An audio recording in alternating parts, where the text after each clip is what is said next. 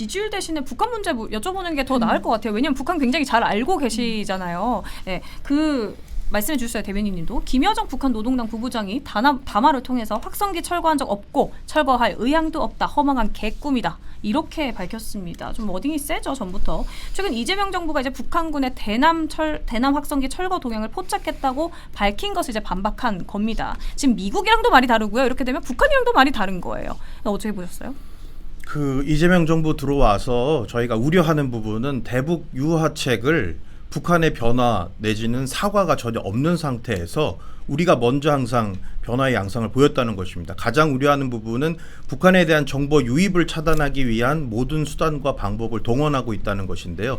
그중 가장 대표적인 게 8월 4일 날 이제 고정식 대북 확성기마저도 이제 철거를 하겠다라는 그런 발표입니다. 사실 북한이 제일 아프게 생각하는 부분이 우리가 K-팝 음악이라든지 또 북한에 대한 그 정보에 유입하는 그런 대북 확성기 방송, 그 굉장히 아파하고 힘들어하는 부분인데 북한의 오물풍선에 대한 대응으로 저희가 이제 대북 그 확성기 방송을 다시 시작했던 거였거든요. 네네. 저희가 지금 하고 있는 영등포 내에서도 그 오물풍선이 200개가 넘게 떨어져서 재산상 피해도 있고 주민분들이 계속 걱정하시고 우려하셨던 게 거기에 만약에 살상 무기나 그런 생화학 무기가 들어있었으면 어떤 피해가 왔을까 굉장히 두려워하시고 힘들어하셨거든요. 근데 그런 부분에 대한 우리가 대응을 했던 건데 그거를 북한에 대한 북한이 사과도 하지 않고 거기에 대한 배보상 문제에 대해서 언급조차 하지 않은 상황에서 먼저 대북 유화 제스처 차원에서 확성기 방송을 이제 중단을 그렇게 시켰고요.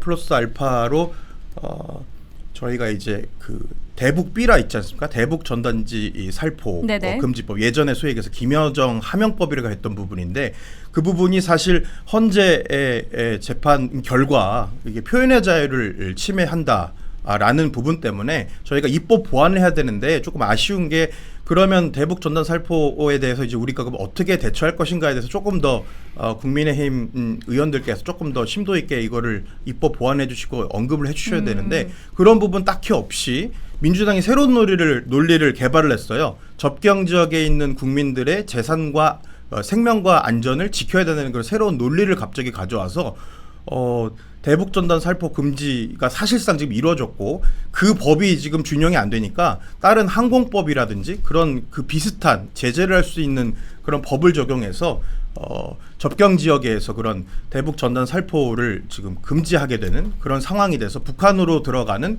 이런 정보들을 지금 차단을 하고 있는 상황입니다. 그렇다면 북한이 어떤 변화나 그런 유화적인 제스처가 전혀 없는 상태에서 우리가 먼저 그런 유화적인 제스처를 하는 과연 실효성이 있을 것인가? 조금 더 쉽게 말씀드릴게요.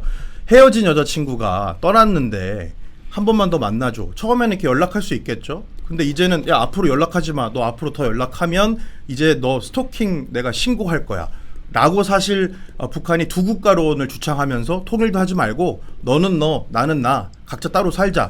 어떻게 보면 김정은이 선대의 유은마저 이제 부정을 하고 통일하지 말고 각자 살자. 그리고 일부 86 운동권 인사들마저도 자신의 삶을 부정한 채 야 우리 통일하지 말고 그냥 각자 서로 적당한 거리 들고 각자 살자. 이런 주장을 하는데 사실은 지금 윤석열 대통령께서 저렇게 영어의 몸이 되고 대통령에서 탄핵이 된 핵심적인 이유가 뭐였습니까?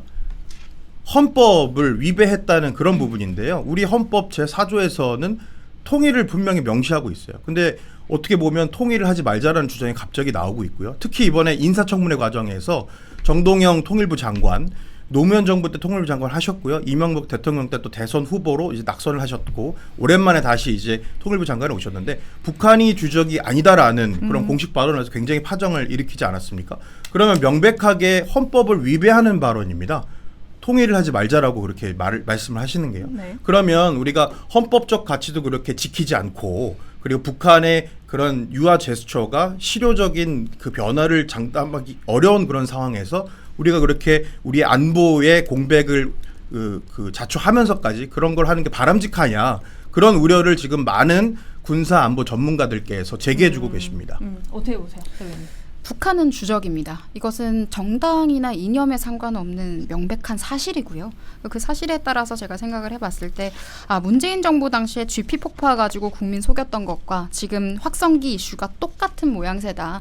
민주당 정권만 들어서면 북한에 대해서 그냥 자처해서 을지를 하는 것 같아요. 그런데 국가관계에서 그리고 국제정치를 논할 때 이런 을지는 무효합니다. 굉장히 무효한 제스처고요. 우리가 얻을 것이 하나도 없는 제스처다라는 말씀을 드리겠고 사실 오늘 들었던 이야기 허망한 개꿈이라는 이야기는 문재인 대통령이 들었던 삶은 소대가리보다는 조금 약한 발언인 것 같지만 역시나 모욕적인 발언이었다라는 점을 짚어드리고 싶고요.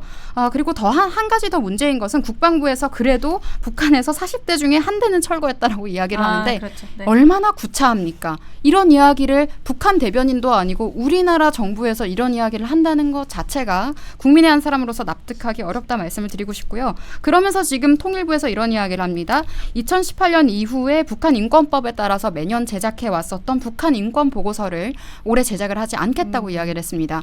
물론 굉장히 대북관이 염려스럽고 국가관이 염려스러운 정동영이라는 인물이 장관이 되었기 때문에 어떠한 기대도 없었습니다만은 이런 식의 행위는 해서는 안 되는 겁니다. 지금 미국에서도 매년 북한의 인권에 관련해서 인권 침해 사례들을 기록을 하고 있거든요.